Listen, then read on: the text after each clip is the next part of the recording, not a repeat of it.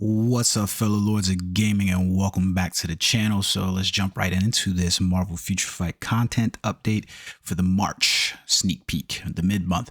So basically confirmed that we are going to get Ebony Maw Tier 4, and then we're going to get a Phoenix Fire Thane, who is the son of Thanos. So let's talk about it real quick. So a little bit of background story for those of you who do not know. Thane is basically the son of Thanos.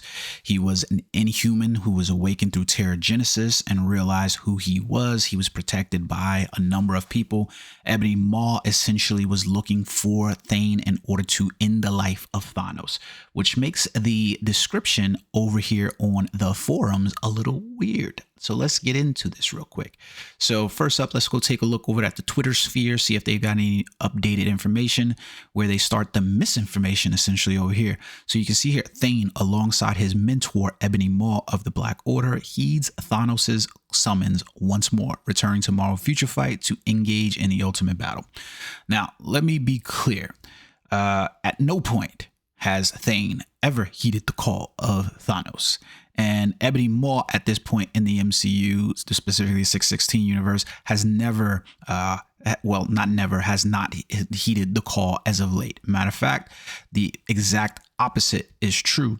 Thane went on a journey of conquest to basically, same like his father, Megalomaniac, has to conquer the entire universe. And he went looking for this power of the Phoenix Force to specifically kill his father at the bequest of Death, who was basically tricking Thane basically all along, but so that way she could go commit mass genocide across the universe, right?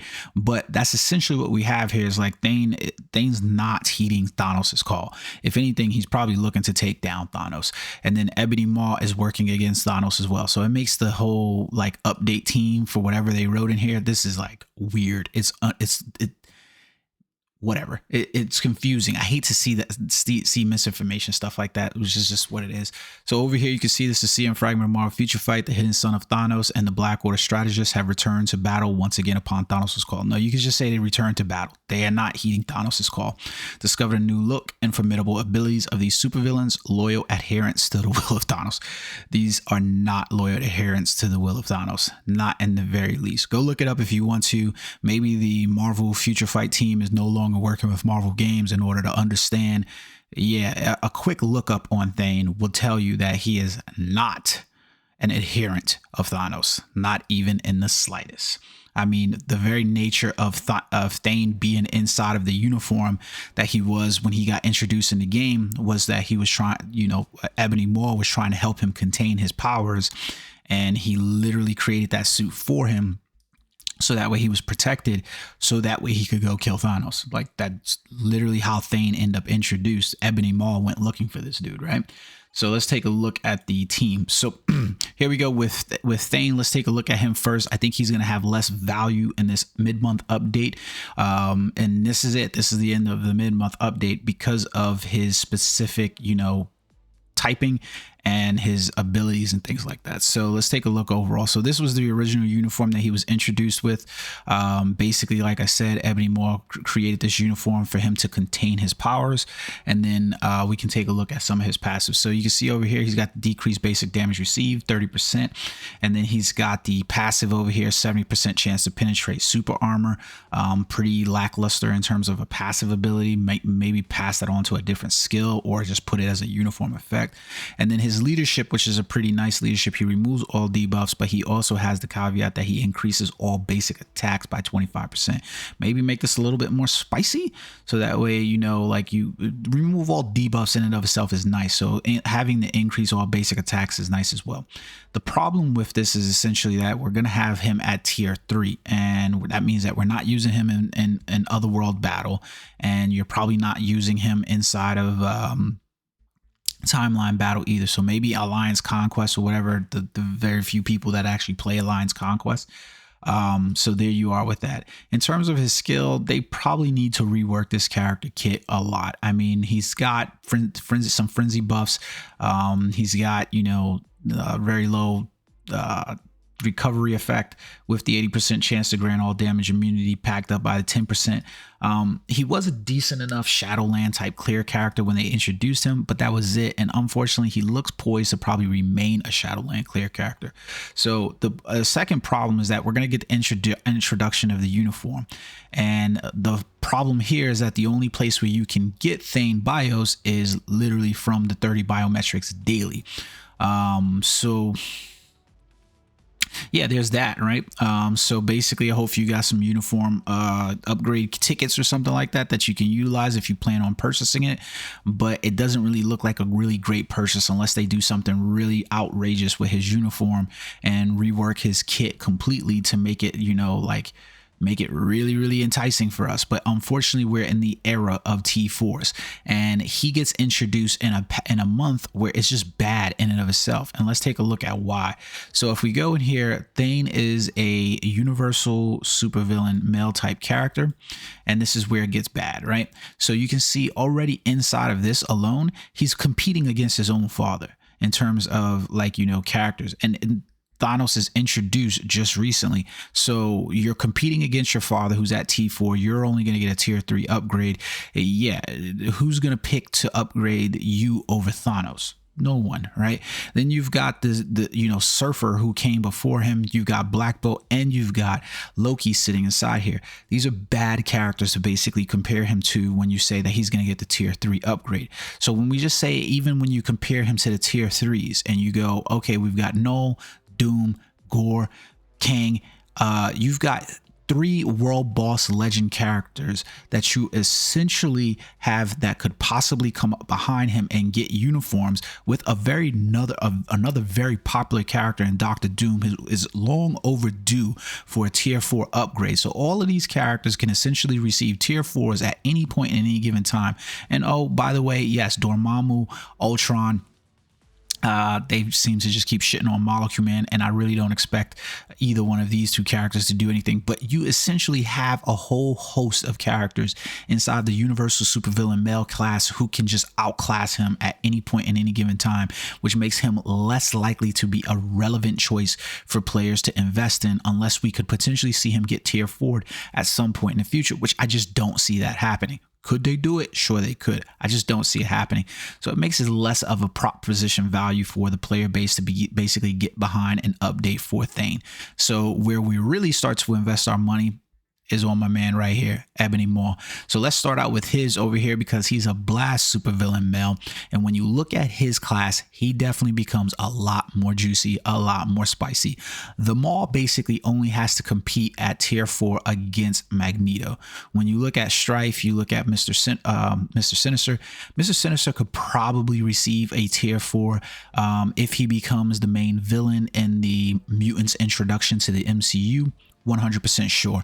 And then you've got one world boss legend that he's essentially competing against that you could potentially see a tier 4 for, and that's in Mephisto. Who knows when they get around to him? They should have been done this. But then when you look at the host of male blast supervillains behind him, it's not a who's who cast of like people that you could potentially be like, yeah, these guys represent threats where I want to introduce my, you know, like I'm gonna get behind these characters basically if they get an update. Like Malekith, nobody cares. Like the only character that most players probably like care about in terms of hitting a tier 4 would be Red Skull. That's it. Like, other than that, and I don't even think players would care that much. None of these other characters inside the blast supervillain male, it's whatever. So what you're looking at is a potentiality for Ebony Maw to join the ranks of tier 4s with Magneto and basically be the meta and powerhouse for blast male supervillain. And let's get into more of his skills to look at why. So let's start off just first with the uniform effect, right? So if you looked at his uniform effect, applies to all allies. He increases basic damage dealt to universal types by 35%, and he decreases basic damage received from universal types by 35%. That's a really fucking good uniform effect that needs to carry over to his new uniform. Hopefully they do not screw that up.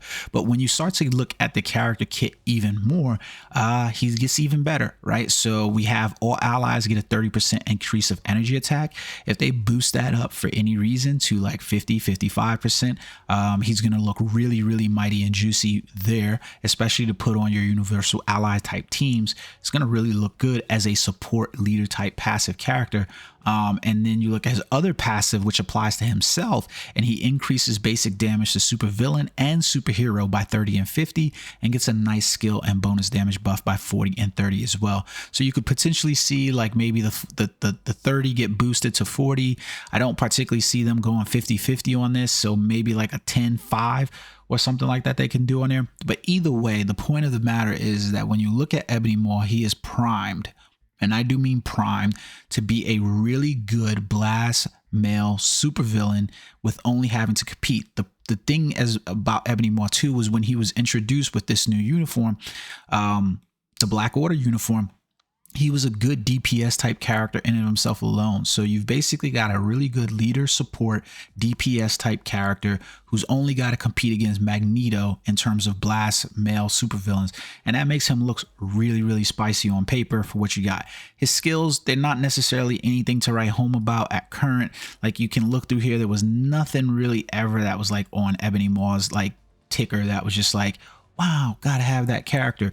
But they could do some serious buffs with this character. I think as long as they pass across the uniform effect, the leadership, and the uniform effect, the leadership, and then then they're probably in a good place and maybe like do something with this. But he becomes a really nice character in terms of what you're looking for, especially the fact that he has mind damage. So I don't think we've had a really good mind damage character in a minute, and he's got mind damage, mind control type skills throughout. So I'm really interested in this character. I think he has way more proposition value for basically players because, like I said, you're basically gonna have to buy the uniform kit, and they haven't done anything with Thane, excuse me, to basically incentivize a player to want to spend money on that character, because you're looking at trying to get a character that's tier 3, and unfortunately it's not the same like as a tier 3 that you're getting with like Black Swan in the proposition there. She is a native tier 3 character, so that means compared to other tier 3s, she should be a little bit of a step above those tier 3 type characters, and she's a World War Legend type character, so there's a potentiality there for her to receive updates. The potentiality for you to receive an update for Thane so that way he can actually get to tier 4, unless they do it now, very low. It's the reason why like I just don't like the fact that we're in the same place where we were when we went to tier 3, right? Where it's like the value on tier 3 is very low. The bar on transcendence is very low, and you're really looking at grinding for tier 4 characters, especially with what they've done with World Boss Legend, right?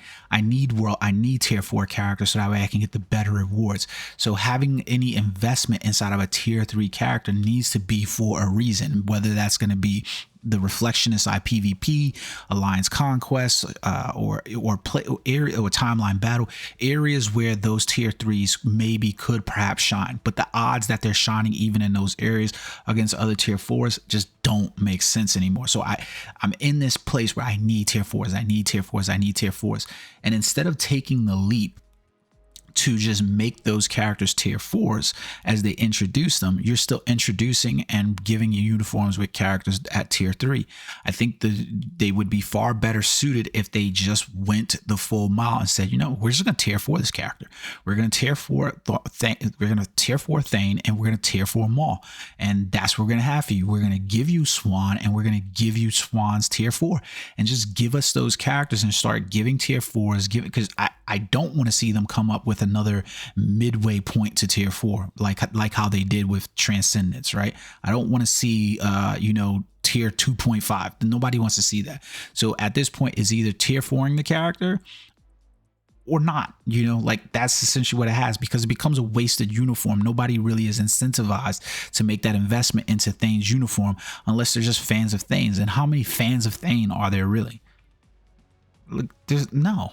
I mean, you've got this whole thing over here with tier 4s and the importance of tier 4s in the game right now. So if a free-to-play player comes along and they're like, hey, should I invest in Thane? I'm like, no. Why? Because you essentially have a tier 4 and Thanos that you should be working your way towards, or you have a you know, tier 4 and Ebony Maw that you should be working towards. It's easier to set somebody on a path to the end state of a game than tell them, like, I'm going to go invest in Thane, and you're only going to get, you know, 1/3 to 2/3 of the way to basically being at end game for the game. He's not going to get you to end game is the problem, right? I can't go inside there and use him in Otherworld battle. I can't really depend on him inside timeline battle. And he's not going to do any justice inside of World Boss Legend content against Black Swan, which requires a tier 4 character. So these characters automatically, when I get introduced as uniforms, especially when I have to tell a free-to-play player, you're going to have to pay for this uniform upgrade because you need the biometrics from the shop. It doesn't become a whole lot of value. I don't know why they're just not leaning into it more to just basically do that. I'm really looking forward to Ebony Maw, though. I think he's going to be a really nice addition at the blast type supervillain, and I'm really interested in the way that character looks. He looks like General Admiral Arkbar or something like that. I don't know. He looks really cool to me. I finally did get Black Swan finally upgraded all the way, and she was very expensive, so I'm really sitting pretty low on gold. So it's going to hurt to have to level up my man Maw, but I'm going to get around to doing it, and I'll bring you guys some content on that as well, along with the follow-up for Black Swan content as well. Let me know what you guys think in the comment section below. Do you feel the same way I feel? Do you feel like the tier 3 on Thane is a little too late? It's not enough. The uniform is basically a miss. And what do you think about Ebony Maw? Are you excited as I am? I love the way he was presented inside the Marvel Cinematic Universe. So I'm really liking the character basically inside the game, and I'm happy he's getting a tier 4, especially as a member of the Black Order. Let me know what you guys think. Remember, hit that like and subscribe button. It helps. Help me reach 1,000 subscribers, guys. Come on, do it. Hit that button, hit that bell. Until next time, guys. Peace.